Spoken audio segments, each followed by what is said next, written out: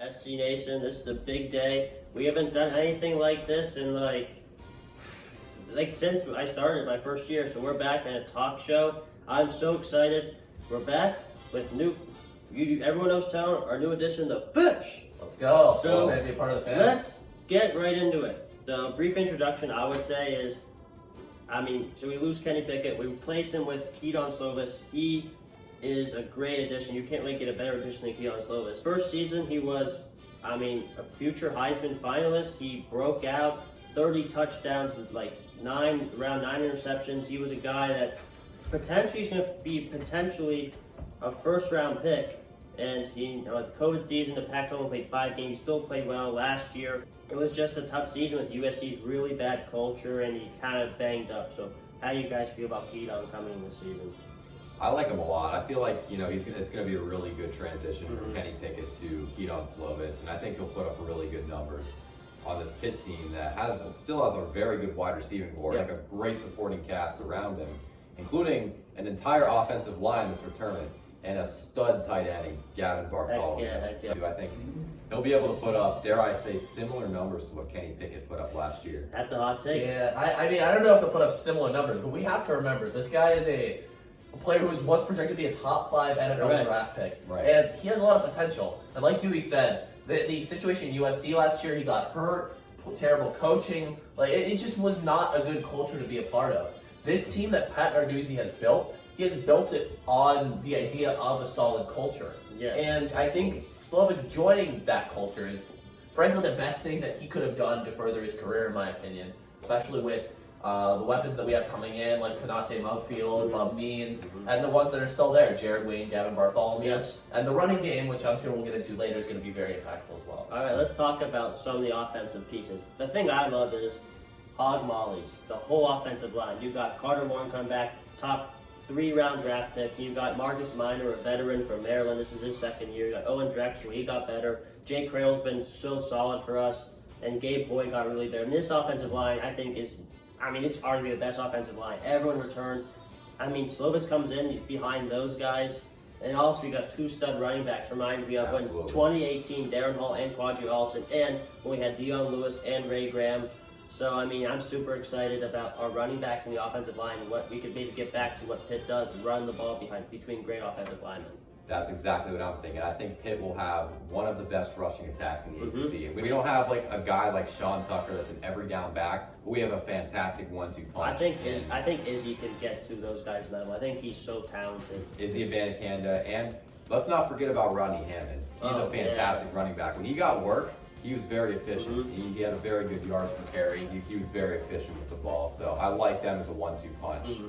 We're going to pound the ground this season for sure. Yes. I think it's best represented by the staffing change we had in the offseason. Yes. Frank Cignelli coming in, replacing Mark Whipple at the offensive coordinator position. Back when he was our offensive coordinator, that was the philosophy, was to pound the ball on the running game. And I feel like that's going to play dividends here this season if we have a similar scheme like that with these talented runners. So then, we obviously it's a tough subject, but Jordan Addison, we're not going to really talk about that. It's such a hard subject, but you know what? He's gone. We need to forget about it. But we still have really good wide receivers. You get the guy from Akron.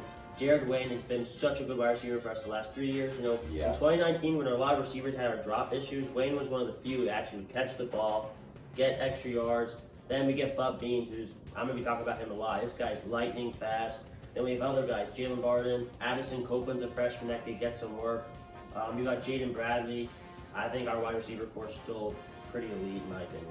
Yes, Jared Wayne's a player I expect to step up into that wide receiver 1 spot. Wow, Addison, obviously a tough loss. You lose a guy that puts up 1,500 yards and is the Lincoln Top winner for the best receiver in college football. That kind of loss hurts, but Pitt still has a very strong wide receiver core behind him. We have the depth, and I think I don't think Jared Wayne will put up the same numbers Addison did, but I think he'll step up well into that wide receiver 1 role. We saw what he did when he got action. He was making a lot of really nice catches in clutch situations. We can't forget about Gavin Bartholomew as well. He's one of the best freshman tight ends. Dare I say the best freshman tight end in the country last year. He's really only going to get better. Absolutely. One of the best Pitt tight ends we've had in quite a bit, and I think he has a lot of even more potential than a lot of the guys we've had recently. So he'll be a force to be reckoned with. I definitely think Bartholomew will be the best tight end we've seen, and I mean, in my time watching Pitt for sure. I think he's so, like, you could tell from the minute he catches the ball, he's so fast for a tight end. I'm so really excited for him. Let's go to the Pitt defense. I think the Pitt defense last year, I mean, we literally one of our best players in school history carrying our offense. This year, I think we're going to rely on the defense a lot. I mean, under Narduzzi, he built the QB killer line. Mm-hmm. I mean, he's built, like, it's a monster now. I mean, we return everyone in that line. You got Pablo Baldonado, Kalijah Cansey, Deslin Alexander, exactly. Mm-hmm. And those guys are going to make such an impact on the game every game out. You got the returning defensive line with experience, and you know when they play under the system again, you can expect that they're only going to get better. Mm-hmm. And Pat Narduzzi is a defensive-minded head coach. Let's not forget that. So he's going to place the emphasis on the defense a lot of the time. Yeah. You know, we talk about Slovis, we talk about the offensive line returning, we talk about offenses more flashy a lot of the time. That's what people want to talk about. But we can't forget about the defense and how Pitt focuses on the defense with the defensive-minded head coach. Mm-hmm. And so, with guys returning and playing under this defensive-minded head coach, one can only expect they're going to get better on that front. Yeah, for sure. We have to think about the fact that Pitt's secondary has really been a weak point over Narduzzi's tenure. You know, you've got guys who turn out to be okay NFL players like Avonte Maddox, Jason Pinnock, but really in the scheme that Narduzzi set up, it's you get to the quarterback. That's the thing. That's what if you get beat downfield, so be it. Mm-hmm. But that being said, I think this year our secondary with two experienced safeties, Eric Hallett, Brandon Hill, for cornerbacks like Marquez Williams, and AJ Woods, MJ Devonshire. I think it's in the best scenario we've seen in a very long time. Best situation. So I'm really excited to see this defense play. Yeah, I looked at that secondary, I was like, wow, we got a lot of returning guys this year. And you saw how they played against Wake Forest, giving Sam Hartman a nightmare every day. So to see these guys return and hopefully build off that momentum, it's going to be pretty exciting to watch. For me, you guys nailed it. I mean, in this Narduzzi scheme, you're playing a mano-to-mano in the secondary. So you basically relying on our amazing defensive line to get after the quarterback, and then the quarterbacks just have to do their job until defensive line gets them. And I think the safeties I'm very confident about, but the cornerbacks, I think these guys, I mean, Narduzzi's built the depth now. He has the coaching staff. These guys will get better, and I think, you know, yes, we lose Damari Mathis. He was such a good cornerback for us, but hopefully these guys, one of these guys involved into a CB1, hopefully he can take the best guy. I think it's eventually be MJ Devonshire, in my opinion. All right, let's go through the schedule real quick. The backyard ball. I mean, the Pitt has to win the game. Like, there's no ifs or buts. We have to win the game. It's gonna be a juicy environment, and we just have to win the game. Yeah. It's gonna be close. We're just a lot more talented than West Virginia. Mm-hmm. We're playing at home. Are there going to be WVU fans at the game? Yes, but I think for the majority of fans will be Pitt, so it will be a home atmosphere. Mm-hmm. Yeah, we got to win the game. It's a game we should win on paper, but you know, one thing we talked about is it's a rivalry game and anything can happen. But I still think Pitt's favored to win this game, and we're going to get it done at home. Message for WVU fans on Twitter: you're not taking over Acrisure Stadium. You're going to have fans there. It's going to be 5,000 out of, say, 75,000.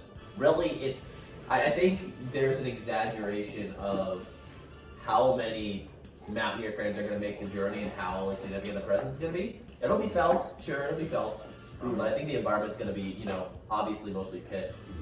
We need it to be. Yeah, and I'm really excited for the game. It's a rivalry, so ittle be close. I'm excited to see what happens. I think you guys nailed it. I don't say much. The next week's game is that might be the best team we face all year. Tennessee. Hendon Hooker. This guy beat the crap out of Pitt in 2019. Last year, he came in and for Joe Milton did really well. At Tennessee, our SEC teams are super talented, but pack the act, baby. We could do this. We could beat Tennessee. That'll be such an important game. And guess what? I think we are going to win the game. Yeah, we will compare to them. We'll beat them. This is a special team once again. Yeah, I think we'll get it done against Tennessee. I think we got it done on the road against them last year. Now, granted, Hendon Hooker didn't play the whole game, but I still think, you know, have the home atmosphere. We got a lot more experience, like I said. we'll be better than we were last year against Tennessee. And so, it doesn't matter if they got better, we got better too, and I think we take care of business at home, get that done. It's going to be big for recruiting as well. Hakeem Williams is going to be at that game. God, we need him. He's a 5-star wide receiver, and it would be huge if we were able to land him with a big victory against Tennessee. But in my predictions, I have this as our first loss. I think that Tennessee is, on paper, the better team. I think it's tough to say, yeah, but Hendon Hooker is a really talented quarterback and can dice apart Pitt's defense, as has been seen in the past. It's going to be a close game, though. The environment in Acrisure Stadium will keep it a close game. We beat them last year. Why can't we do it again? You know what I mean? So we'll see. It'll be fun. The only thing I'll say is this is the third time we saw Hendon Hooker. Pitt has done really well against dual threat quarterbacks, because our defensive line can dominate a game. So hopefully, if it does, and Randy Bates could get a game plan together, we could face Hendon Hooker and win this game. It'll be so important. The next week, this game literally, I was I was so sad. I was like, oh my god, we're gonna totally just waste Kenny. We're going to be another 7-5 season. Luckily, we got our stuff together and won. In my opinion, I think Doug's going to have the guys ready to play. I think we're going to smoke Western Michigan on the road. And let's not forget, Sky Moore's gone. A lot of their best talent. I think their quarterback might be gone also. Ellaby's gone, yeah. So a lot of their best talent's gone. Yeah, that game was just pathetic. I mean, it wasn't even Kenny Pickett threw 6 touchdowns that game. It was awesome. That game was completely on the defense. Can't do it. Defense, and that game did. I think that game did help us get to where we were last year. The game taught us a lesson. It was a wake-up call. Yeah, exactly. 100%. That's where you put it. I was sick that day last year, and that was the one home game I didn't go to. I'm so glad I did. That was a mess. I was watching on TV, and it almost made me even more sick. But yeah, this game is going to be 2.5 to 3.5 hours that I hope we just get through as soon as possible and move on from it. This should not be a challenging game. We just have to win. That's it. Yeah, we're not going to get the next 3 matchups. I think Pitt should win. Rhode Island, Georgia Tech, Virginia Tech. All teams are so bad. We don't know what I'm talking about. Pitt is going to win the game. I personally have us losing to Virginia Tech because I think we're going to lose some stupid game. I think there's going to be one dumb game that we're just going to be Pitt and lose. But Virginia Tech would be the one we do lose to. Yeah, we're not losing to Georgia Tech. There's no way we lose to Georgia Tech. That being said, these should be wins. We are better than these teams on our schedule. That should be a conversation. When the schedule came out, I was like, oh my god, there's so many tough road games in Pitt's schedule. We're going to have to just win these games. 2 games in a row, at Louisville, at North Carolina. We'll start at Louisville. People are sleeping on Louisville. I think they're going to be a really good team this year. Malik Cunningham is a really good quarterback. He's basically Lamar Jackson reincarnated. Not as good, but very similar. I think we'll win the game because, like I said, Pitt and Narduzzi are very good against dual threat running backs. We'll stack the box. We'll have rotating these guys in, and we're going to stack and keep Malik Cunningham behind that line of scrimmage. So I think Pitt will win the game, but I'm telling you, don't sleep on Louisville this season. Yeah, didn't we beat them a few years ago? Yes, we did, 2020, yeah. Yeah, so we beat them that year, and I think we're a much better team now. Yeah, like I said, I think, like Dewey said, I think he's very good at keeping Malik Cunningham in check. I think we'll get it done on the road here, and I think as of right now, that's Pitt 7-0 for me. I have us winning all those games up to Pitt versus Louisville. Me too. The Louisville game is going to be all about chunk plays. It's going to be like in 2020, where Pitt had a couple of. There was a significant touchdown to Jordan Addison. I think Taysier Mack too, if I'm remembering correctly. You're right, yeah. But yeah, it was a grinded out defensive battle. It was 21-17. I think it's going to be a very similar style game, and whoever gets those chunk plays is going to get the win. So. UNC, I just don't think they're that good this year. Mac Brown's an awful coach. He's so overrated. They weren't even good with. I think Sam Howell's an awesome quarterback. That guy's a great arm. They were still 6-6 last year, something like that. I think Pitt goes in UNC.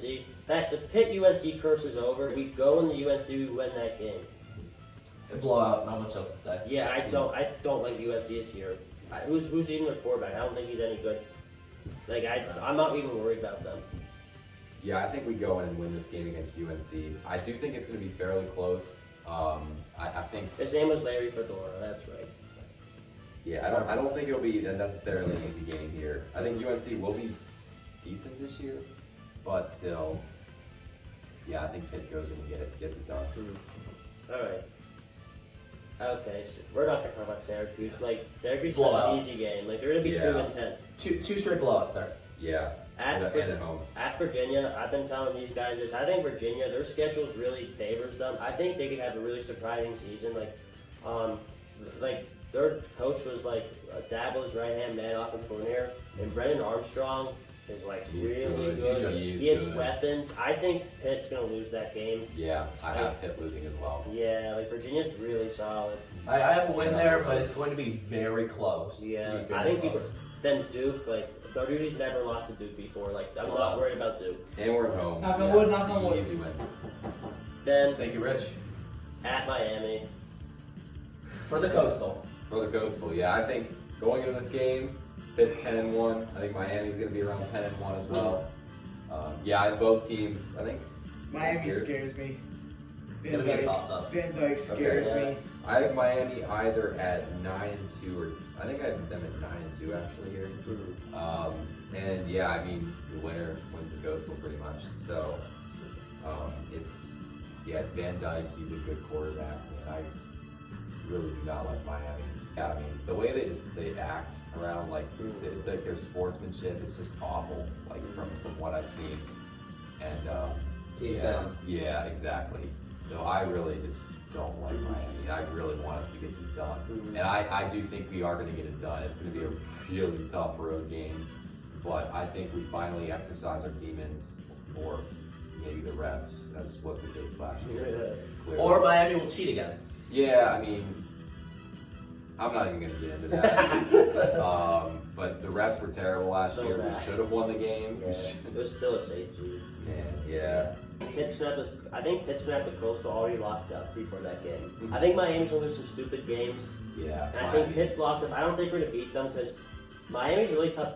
We just don't match up well against them. Like their players are just so fast and like they just so much speed, and for some reason we just haven't been able to match up with them. They run screenplays every play. Exactly. Somehow works. Like So, we beat them yeah. we beat them in 2014 when James Conner went absolutely crazy against them. We clinched Blowout. We then Kenny Pickett's first career game. That's the only time we've beaten them. 2019, I was at the game. That was so heartbreaking. We should have won. Like we were about to be ranked and we lose a stupid game, which eventually I think that game just like derailed our season. Then last year was so bad, but it was fine. It worked out. But I just think Van Dyke is such a good quarterback. It's gonna be such a hard road game. I have Pitt losing, unfortunately, but the Coastal will be clinched. Remember the 2018 match between the teams, Pitt was ranked, right? And we just sort of... That was, yes, We exactly. packed it in. We just got We had the Coastal. We had the Coastal locked up, Yep. and our offense didn't show up. We were 7-4 going into the game, and we just lost them. I really hope that's not the case this year, because like while I hope we are locked up with the Coastal near the end of the season, I hope that Pat can keep our players locked in, because Miami is a conference opponent, is a tough opponent.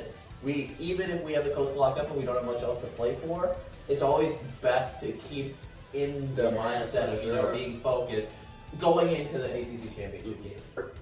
I think at this point, I have us at 10-1. We should be looking at potential college football playoff eligibility. And if that's the case, we're definitely not going to try to sleep on that game because Oh, no, of course not. we need to win every game if we're going to make the college football playoff. So, I think we'll be in really good shape, and we'll have incentive to not snooze on that game. I'm just thinking of try our hardest. I'm just thinking of someone who's watching this podcast, and is not a Pitt fan or ACC fan, and they must be like, college football playoff, what are these guys smoking? But in reality, it's like, We're at that level now. look at our team. It's It's very possible. very talented, very possible. We should have honestly finished at number 10 last year. We finished number 12, right? But we should have beat Michigan State. If Patty would have played the whole game, we would have beat Michigan State by like 30. We were driving down the field that last possession too. We were in field goal range when the pick happened.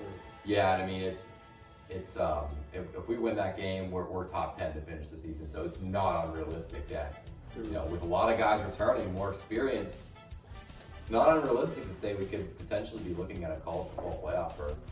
Alright, so we'll move on. I think, so what's your final regular season prediction for Pitt? 11-1. Mine's 10-2. I have 10-2 as well. Alright, let's talk about MVPs on offense and defense. MVP means most valuable player for offense. If we want to have a good season, Keon Slavic's got to play well, so he's my offensive MVP. Yeah. Defense, it's Servassier Dennis. This guy's a leader of our defense. He's a nose for the ball. He's our a voice of the defense. I think he's having a tremendous year, and I'm so hyped for him because seems like such a fun guy and a good person. So I think he's the MVP. Yeah, I'm going to pretty much echo that. I mean, I think Slovis, you got to have a good quarterback if you want to win. I think he's going to go out there and put up great numbers. You know, we argue the offensive line could be the MVP as well. I think, you know, they're going to go out there, anchor the team in the running game and the passing game. But, you know, I don't know if I can just pick one guy on the offensive line. They really are a unit. They are a unit, yeah. So I'm going with Slovis as my one guy because I think, you know, he's going to go out there and quarterback the team to a successful season. And on defense, yeah, Servassier Dennis, he's a stud. Kind of the quarterback of the defense, right? The linebacker position. So, but yeah, he's a stud. He's probably going to be a fairly early draft pick, I'd say. So, second round or so. So I like him a lot. I think he'll be the defensive MVP for sure. I'm gonna go different. I'm gonna discuss a different route as far as offensive MVP is concerned, and I'm gonna talk about Kanate Mumfield, transfer from Akron. He was the country's best freshman wide receiver last year, and he's coming into a system where we've had success building wide receiver talent. He's had a whole summer with Pat Narduzzi and this coaching staff with Tequan Underwood, and I think he's going to be our offensive MVP. I think he's going to have a 1,000-yard season. He's going to be very successful. A lot of touchdowns. He's the number one guy now with Addison gone. So he's going to really, his talent's going to shine. And I'm excited to see that happen. On defense, I'm just echoing these guys with Servassier Dennis. He's my guy as well. And his impact is going to be even more significantly well known with the losses of Phil Campbell and Cam Bray in the middle of the defense. We haven't thought of those losses. They should be significant because, you know, those guys are X factors. They're the leaders of the defense. But in reality, you look at Dennis, you look at Brandon George, and there's not that much of a fall off there. And Servassier might have been the best middle linebacker out of the group that last year. Yeah, for sure. So easily. I personally think he's going to be our defensive MVP and, you know, a really great professional player. Absolutely. I have to add this about Slovis. I feel like in 2017, I feel like our team was like pretty good. I just feel like we never had a quarterback. So like I feel like if Slovis doesn't play well, I'm not gonna say we'll be 5-7, but we could be like a 7-5 or like it's just so. I think it's really important that Slovis plays well. Yeah, so, it's essential. Yeah. Then we're going on breakout players. On offense, I love Beans. This guy from Louisiana Tech. He's so fast. I think he's going to have a really good relationship with Slovis. I think he has a big year. On defense, Bengali Kamara. I think he's going to start for us. He's very fast. He's big. He runs really smooth. I think he's going to be an athletic freak. I think he's going to have a big time year for us, replacing Cam Bright, Phil Campbell, Johnny Patrician. So I really like what Bengali Kamara going to bring to the table this year.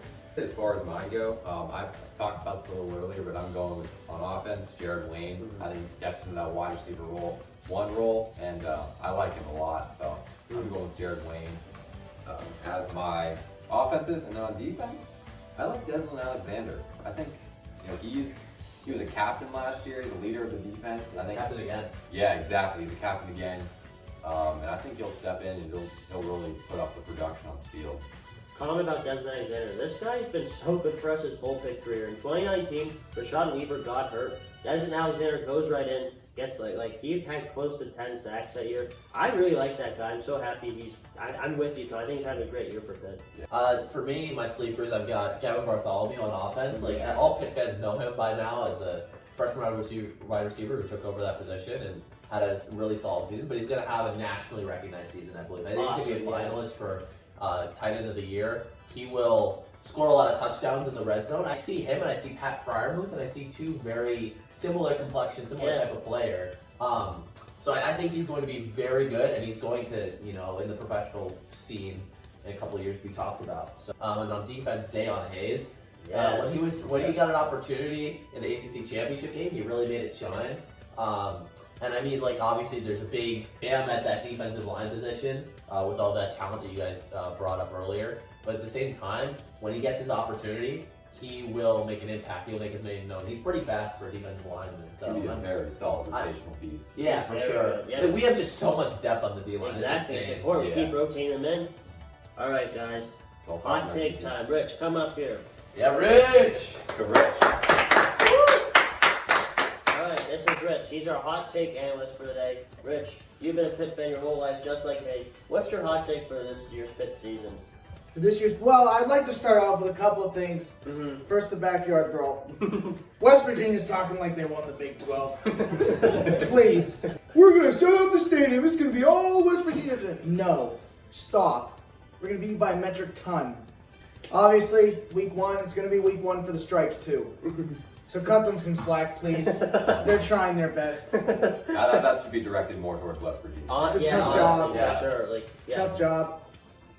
They only know one phrase, and yeah, you it's can't not say it. appropriate to. ESP, you know. Yeah, You know yeah, ESP. yeah. Those are the It's only. the only words I know. Yeah, okay. Pretty much. My hot takes for Pitt.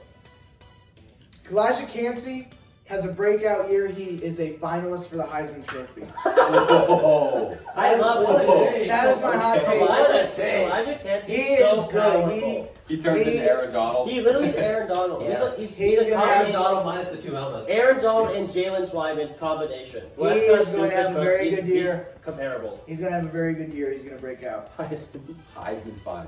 I love it. That is a I hot love take. it. I love it. That's what we got Yeah. Rich here. Oh, you mentioned Jared Wayne earlier. Mhm. He's now catching balls from the Pac-12 Freshman of the Year, Keaton Slovis. Jared Wayne inserts himself into the Bolitnikov conversation. Yes. I like yes. that. I like yes. that. Building off I like Tony, that. You agree? he Yes. steps up to that Jordan Addison role and Yeah. inserts himself into the Bolitnikov conversation. Yes. So I like those very are my much- two I like that. Pitt hot takes for the year. That's I awesome. love it. All right. Here's mine. I just think Bub Means, man, there's just a story about this guy. His name's not Bub, but that's what we're calling him. Bub. I think Bub will be the best receiver on Pitt this season. I think Bub Means, dude, this guy's gonna be basically Mike Wallace. Just like boom, down the field. We're gonna have so many times where that touchdown's gonna be going, and the band's gonna be playing, and Bub Means is gonna be heading the fans' footballs. I love Bub. I don't know if he can do that, but I don't care, he's gonna give me the football. So don't get me wrong, I really like the way Izzy Abanikanda played at the end of last year. He was very, very good with his touches, especially against Wake Forest. is he to the But hizzy? baby? I Yes, like sir. I like Rodney Hammond a lot. I think Oh. he takes over as the lead back. Oh, that's Oh, hot. yeah. That is hot. Yeah, that's my hot take. Is he'll take over as the lead back, and he'll get most of the carries. I think he's the type of back though that can handle a lot of volume. really and can. do I a lot love of Izzy, things, man. so- I think Izzy's Izzy's the my man. boy. Rodney's the closer of the backfield, really. Like you look at the Yes. Clemson game, Oh, came that in was the fourth awesome. quarter, Yeah. just was You need to nail the methodical. coffin, Yeah. Rodney. Exactly. Right, Walks out there methodical with a with getting hammer. first downs. Him and Kenny were just, driving right down the field. It was awesome.